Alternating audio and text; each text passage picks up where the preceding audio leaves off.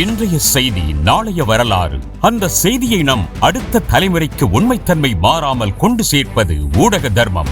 உடனுக்குடன் செய்திகளை கொண்டு சேர்ப்பதும் பார்வையாளர்களை வசப்படுத்துவது மட்டுமே ஊடகத்தின் பணி அல்ல.